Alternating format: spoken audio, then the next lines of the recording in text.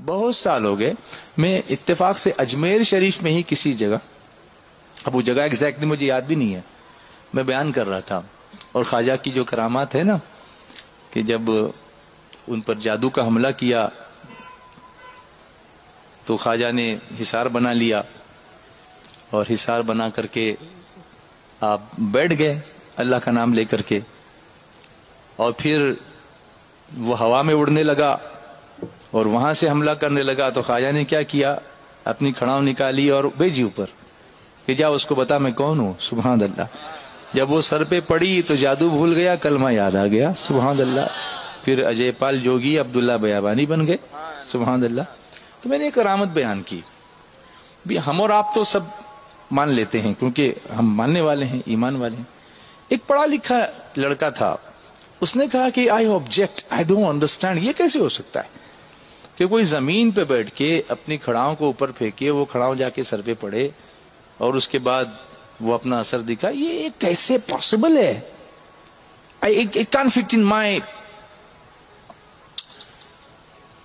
wisdom، میری عقل میں یہ چیز سماتی نہیں ہے۔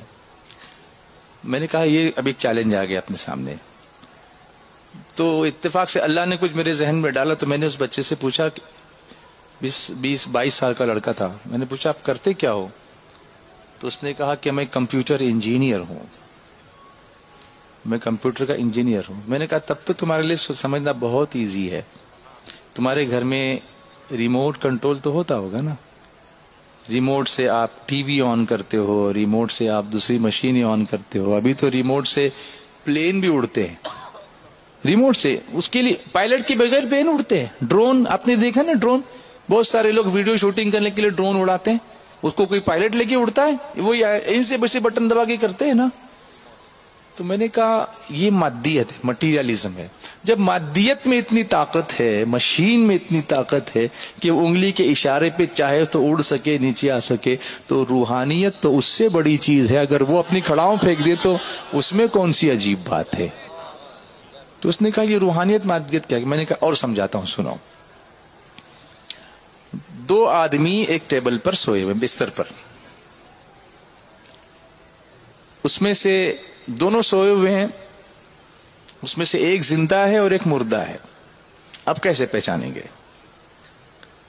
تو کہنے لگا کہ ایک جس کی سانس چل رہی ہوگی وہ زندہ ہے، جس کی سانس نہیں ہے وہ مردہ ہے۔ میں نے کہا صحیح ہے، لیکن سانس کیوں نہیں چل رہی ہے کسی کی؟ تو کہا اس میں روح نہیں ہے اس لیے۔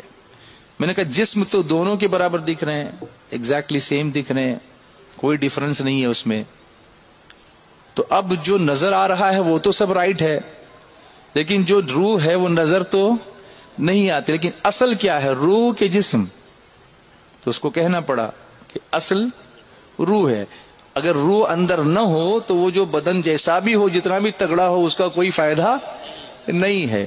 تو میں نے کہا یہ جو تم اپنے ہاتھ سے کر رہے ہو نا، یہ جسم ہے، خواجہ نے جو کیا تھا نا وہ روح ہے۔ سبحان اللہ، خواجہ نے جو دکھایا تھا وہ روحانیت ہے۔ تو روحانیت ہمیشہ بھاری ہوتی ہے، مادیت تو وقتی چیز ہے، وہ کبھی بھی تباہ ہو سکتی ہے۔ اسی طرح انسان بھی جب دنیا سے جاتا ہے تو عام انسان کا جسم بھی تو سڑ گل جاتا ہے نا۔ انبیاء کی بات اور ہے، اولیاء کی بات اور ہے، حفاظ کی بات اور ہے، جن کو اللہ محفوظ رکھتا ہے ان کی بات اور ہے، لیکن عام انسان کے لیے تو یہ کہ اس کا جسم فنا ہو جاتا ہے، لیکن روح تو باقی رہتی ہے نا۔ تو یہ وہ روحانیت ہے جو اللہ والوں کو اللہ عطا فرماتا ہے، اور چونکہ وہ اللہ کے محبوب بندے ہیں اس لیے ان کے لیے فرمایا لا خوف علیہم ولا هم يحزنون۔